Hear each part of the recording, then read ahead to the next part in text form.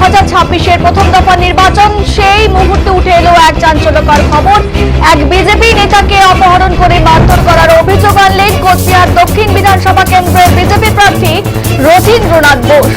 জানা গেছে আক্রান্ত বিজেপি নেতার নাম জয়গোপাল অধিকারী। সে কোচবিহার শুক্তাবাড়ি গ্রাম পঞ্চায়েতের 130 নম্বর বুথের ভোটার। ভোট দেওয়ার জন্য লাইনে দাঁড়িয়েছিলেন, তখনই তাকে তৃণমূল আশ্রিত দুষ্কৃতীরা অপহরণ করে এবং পরবর্তীতে তাকে মারধর করে এক জায়গায় ফেলে দেয় বলে এদিন অভিযোগ করেন বিজেপি প্রার্থী রথীন্দ্রনাথ বোস।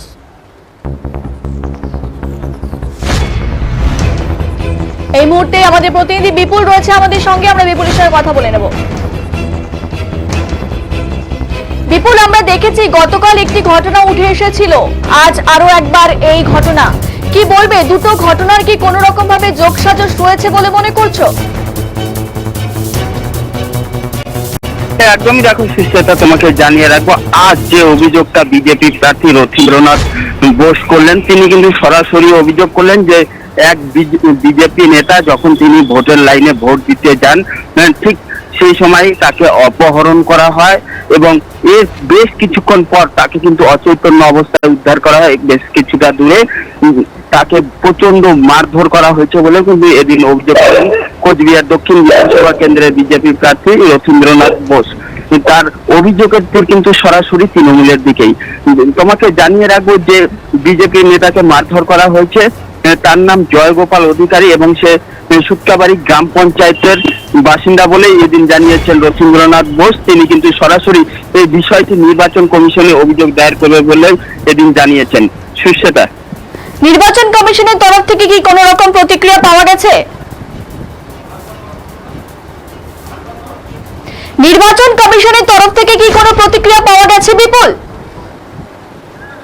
একদমই দেখো সুস্থতা, তোমাকে জানিয়ে রাখবো, বিজেপি প্রার্থী রথীন্দ্রনাথ বোস কিন্তু অভিযোগ করেছেন নির্বাচন কমিশনে, তিনি অভিযোগ দায়ের করবেন।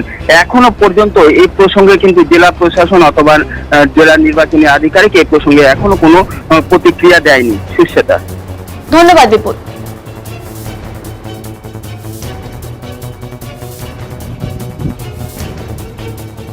কি জানানো হচ্ছে রথীন্দ্রনাথ বোসের তরফ থেকে, শুনবো। আমি এখন কন্ট্রোল রুম থেকে খবর পেলাম যে আমাদের একজন পদাধিকারী ভোটের লাইনে দাঁড়িয়েছিল, তাকে উঠিয়ে নিয়ে গেছে এক তৃণমূলের হারমাদ। খুঁজে পাওয়া যাচ্ছিল না। কিছুক্ষণ আগে খবর পেলাম যে তাকে মেরে মাথার ফাতা ফাটিয়ে দিয়ে অচৈতন্য অবস্থায় তাকে পাওয়া গেছে হচ্ছে ওই ইয়ের পাশে, একটা মাঠের মধ্যে, ওই পুলিং বুথের পাশে। আমি সেখানে যাব একবার দেখতে। এই কিছুক্ষণ আগে আমাকে খবর পেলাম। আমি ইয়ের এক্সাক্ট বুথটার নাম্বারটা আমি বলতে পারছি না, আমি খোঁজ নিয়ে দেখে আমি বলবো। আমি যখন আসছিলাম তখনই আমি খবরটা পেলাম। আমার কাছে মোবাইল ফোন ছিল না, তো আমি খবর পেয়ে সঙ্গে সঙ্গে চেষ্টা করছি যে গিয়ে খোঁজ নিয়ে। একটা খবর আমি শুনেছিলাম, এর আগে আমি বলেওছিলাম যে এরকম একজনকে উঠিয়ে নিয়ে গেছে। সেটা আমাদের এখানকার যে পুরো নির্বাচন আধিকারিক তাদেরকে আমরা জানিয়েছি। তারপর তাতে মানে প্রচণ্ড মেরে ফেলে দিয়ে গেছে, সেই খবরটা আমরা পেলাম। ওর নামটা কি জানা গেল? না, ওর নামটাও আমি জানতে পারছি না, কারণ ঘটনা হচ্ছে যে আমার কাছে মোবাইল ফোনও ছিল না। জাস্ট শুনলাম যে এরকম ওকে মেরে ফেলেছে। কিছুক্ষণ বাদেই সমস্ত কিছু বলা যাবে। অপহরণ করে নিয়ে গেছে। হ্যাঁ, ওকে অপহরণ করেছে। তখন আমি বলেছিলাম ভোটের লাইন থেকে ভোট দিচ্ছি। এখন শুনলাম যে ওকে নাকি মেরে মাথা ফাটিয়ে দিয়ে অচেতন অবস্থায় ফেলে দিয়ে চলে গেছে। আমি যাব। ওটা গ্রাম পঞ্চায়েত, মানে আমাদের বোধহয় পুটিমারি গ্রাম পঞ্চায়েত। ওটা কোন গ্রাম পঞ্চায়েত আমাকে দেখতে হবে, কারণ আমার কাছে মোবাইলটা ছিল না, সেই জন্য আমি পাইনি। আমি খোঁজ নিয়ে এখনই যাচ্ছি। ভোট তো হচ্ছে কয়েকটা জায়গায় আমাদের পোলিং এজেন্টকে ঢুকতে দিচ্ছিল না। আমি নিজে দাঁড়িয়ে থেকে তিনজন পোলিং এজেন্টকে আমি ঢুকিয়ে দিয়ে এলাম। তারপর আমাদের এখানে আরও শুনলাম যে এক মাইনরিটি বুথ আছে, যে বুথে কিনা পোলিং এজেন্টকে বসতে দেয়নি।